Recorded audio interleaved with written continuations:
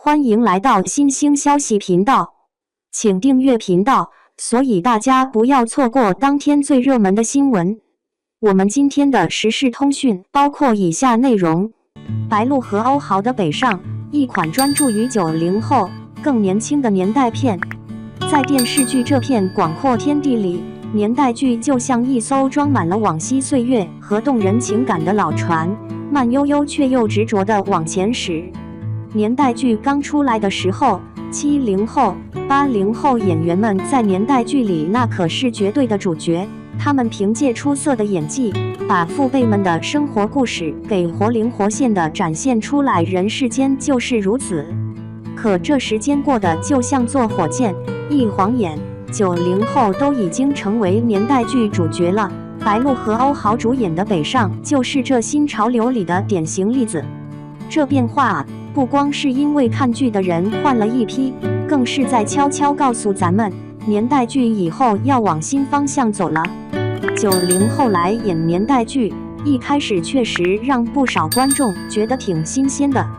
在大多数人印象里，90后好像还是一群在校园里打打闹闹，刚步入社会没多久的孩子呢。可北上里的90后演员们可厉害着呢，他们用自己的实力告诉大家，年代剧的角色他们也能拿捏得死死的。他们对角色理解得特别透彻，再加上自己独特的表演风格，把剧中人物给演得活灵活现。就说白鹿饰演的夏凤华吧，在表现角色的坚强和温柔时，特别自然地融入了90后演员那种细腻的情感表达方式。当角色遇到生活的坎儿，眼神里那股倔强劲儿，一下子就把观众给带入了戏，仿佛看到了90后在成长路上勇往直前的样子。这种把自己的特点和角色完美结合的演法，给年代剧带来了全新的活力。其实最根本的原因，可能就是因为他们本来也就是90后的人吧。北上讲的也就是90后的事，他们只需要展现自己年轻时候的样子就行了。现在的90后已经是看电视剧的主力军了，他们喜欢啥，想要啥，对电视剧市场影响可大了。北上能被这么多人关注，很大程度上就得益于90后观众的喜爱。90后观众对年代剧有着特殊的感情，正是因为他们亲身经历过剧里的那些年代，这种怀念的感觉让他们对这部剧充满了兴趣。北上靠着精美的画面、紧凑的剧情和生动的人物形象，正好满足了90后观众对年代剧的期待。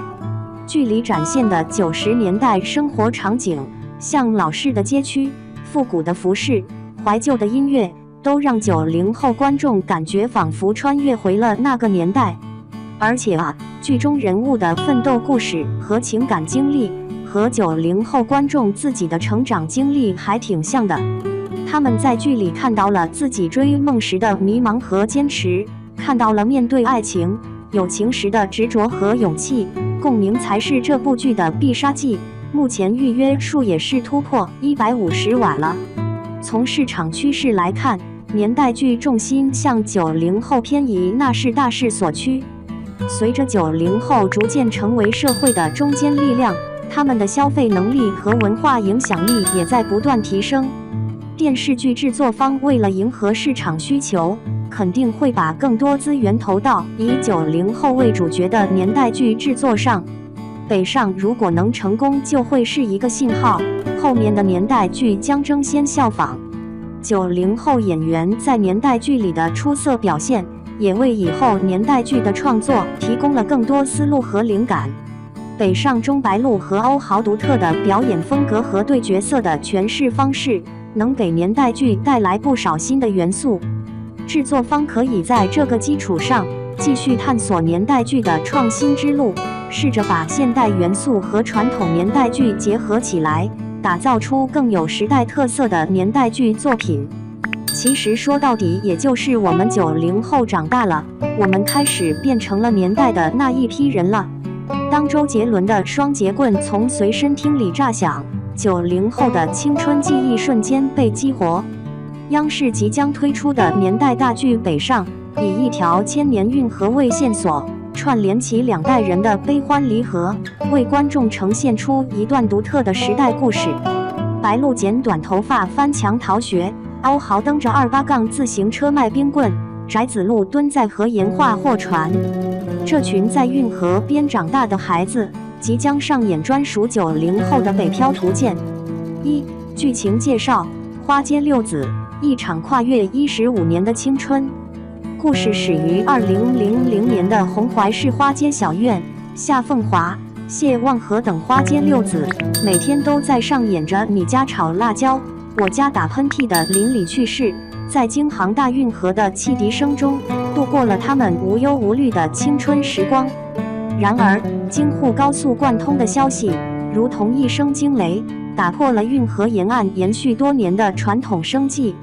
面对船运业的衰落，花街六子毅然决然地踏上了开往北京的绿皮火车，挤在5环外10平米的合租房里，开启了充满挑战的北漂之旅。理想很丰满，现实却很骨感。夏凤华在快递站被客户骂哭，谢望和送外卖时箱子被保安踢翻，饭菜洒了一地，周海阔的创业计划书被投资人直接扔进垃圾桶。随着时间的推移，白鹿饰演的夏凤化成为了物流公司主管，欧豪饰演的谢望和的外卖团队也初具规模，物质上的成功却带来了情感上的裂痕。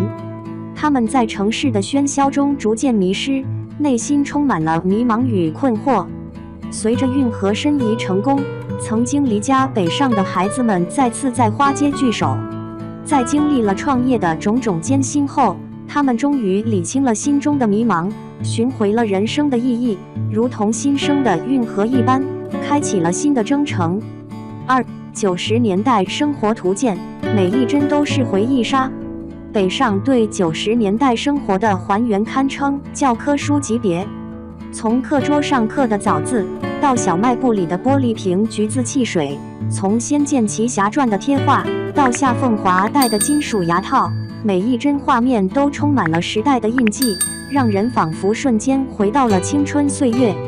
当李艳偷偷把存折塞进女儿夏凤华的行李时，许多观众都想起了自己离家时的场景。剧中展现的国企改制浪潮、互联网萌芽、北漂打拼的艰辛，不仅呈现了时代的阵痛，也映射出普通人奋斗的坚韧。青梅竹马间的懵懂情愫，邻里间的烟火气息，引发了一代人的情感共鸣。不少观众感叹这就是我的故事。更难得的是，该剧通过运河文化将不同时代的青春串联起来。老一辈的坚守胡军饰演的谢天成，中生代的转型李乃文饰演的邵秉义，与年轻一代的创新白鹿、欧豪的创业线，形成了3代人的精神对话，深刻诠释了变与不变的时代命题。3、白鹿的突破，从古装女神到年代剧扛把子。作为90后小花中的佼佼者，白鹿在北上中实现了一次令人惊艳的转型。她舍弃了古装剧的华丽造型，以素颜、鸡窝头、学生服的简单搭配，塑造了运河边野蛮生长的假小子形象。从青春少女到快递点负责人，时间跨度长达20年，白鹿打破了古装剧的精致滤镜，彻底颠覆了以往的角色形象。面对家庭变故时的隐忍，创业受挫时的爆发，与欧豪对手戏中的细腻情感，他都演绎的层次分明，演技自然灵动。而且夏凤华的成长不仅是个人奋斗史，更象征着女性在时代浪潮中的觉醒。她让我们看到了妈妈那一代人的影子，真实的让人心疼。北上也是白鹿继警察荣誉后第2次出演现实主义题材。从周生如故中善良坚韧的名门贵女崔时宜，到警察荣誉中心思细腻又坚韧不屈的警员夏桀，白鹿的表现都可圈可点，深受观众喜爱。4、金牌班底加持，年代剧爆款预定。翟子路饰演的热血青年，胡军饰演的硬汉船工，萨日娜饰演的沧桑母亲，以及岳阳、齐欢、刘薇薇、佟雷等一众戏骨的精彩参演，每个配角都鲜活立体，共同构建出运河边的市井画卷。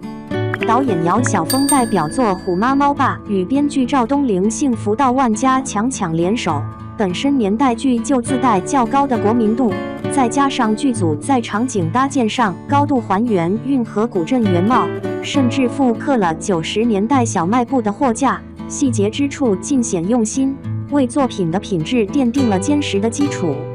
剧中巧妙融入漕运历史、非遗技艺，原来运河不只有乾隆下江南，让年轻观众得以重新认识大运河的文化价值和深厚底蕴。还有惊喜，电视剧北上购买了5首经典老歌的版权，其中包括《光辉岁月》、没有我你怎么办、两只蝴蝶，以及李宇春的代表作《和你一样下个路口见》。这些歌曲成为了唤醒观众记忆的时光机。众多精彩元素汇聚在一起，北上无疑已预定了年代剧爆款的席位。结语：在运河的流淌中，看见中国。北上不只是一部剧，更是一幅流动的中国画卷。它让我们在周杰伦的歌声里重温青春，在运河的波涛中读懂历史，在夏凤华的成长里看见自己。在运河水流淌千年的声音里，我们终于读懂了父辈的皱纹，也看清了自己来时的路。那些为梦想头破血流的日子，那些在出租屋里吃泡面的夜晚，终究会变成运河上的粼粼波光。正如剧里所说，北上不是离开，是为了更好的回来。总之，90后已经在年代剧舞台上大放光彩了，北上的孕育成功只是一个开始。随着年代剧重心向90后偏移，未来会有更多优秀的展示90后生活的年代剧作品出现。这些作品不仅能满足观众的娱乐需求，还能传承和弘扬中华优秀传统文化，给电视剧市场带来新活力。大家认为呢？大家认为白鹿和欧豪的这部《北上》能获得成功吗？